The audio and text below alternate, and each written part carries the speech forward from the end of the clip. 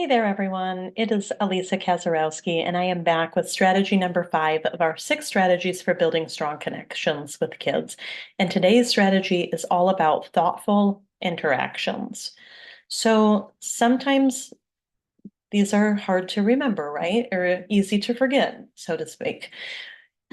It's really important that we remember that we are 50% of every interaction that we have with kids, and we have to convey respect and positivity and all of those things to kids that we expect from them in return. We can't expect them to be respectful if all they get from us is disrespect. So some of these are obvious, and maybe they're just gentle reminders that are needed. Others, maybe not as much. So things like avoiding authoritative directives unless they're absolutely necessary.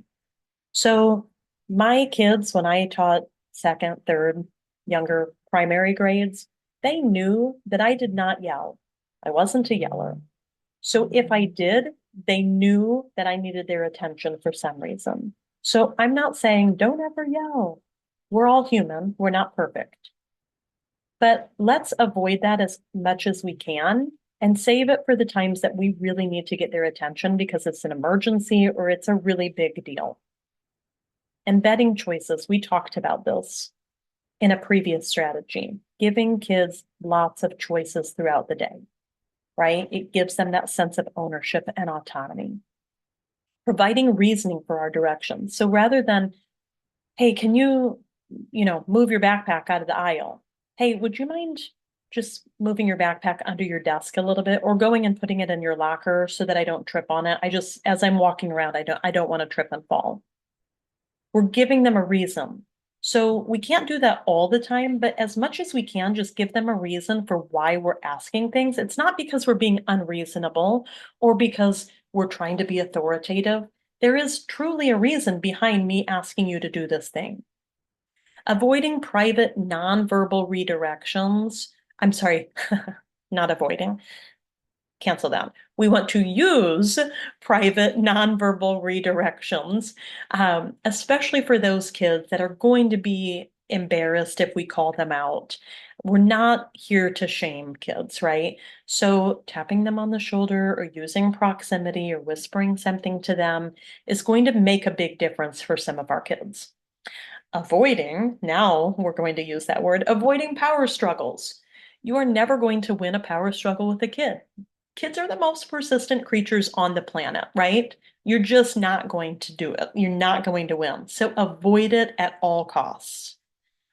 Be thinking about cultural differences when you're communicating, right? What does your tone, your voice level, your body language, your facial expressions, what are all those things telling the person that you're talking to? What are they communicating? And what do we need to understand about how they communicate with us? And lastly, and we've talked about this one also, is just listening. We really need to make sure we're listening to kids when they have a side of a story that they need to share when something happens, right? We are trying to avoid triggers. We're trying to increase predictability in our classrooms through these thoughtful interactions and being aware of how we're responding and what may impact kids or trigger kids in certain ways. That's what thoughtful interactions are all about. Because when we are intentional about our interactions with kids, a lot of times we can um, decrease the number of those big kind of blow ups that we have in the classroom, right?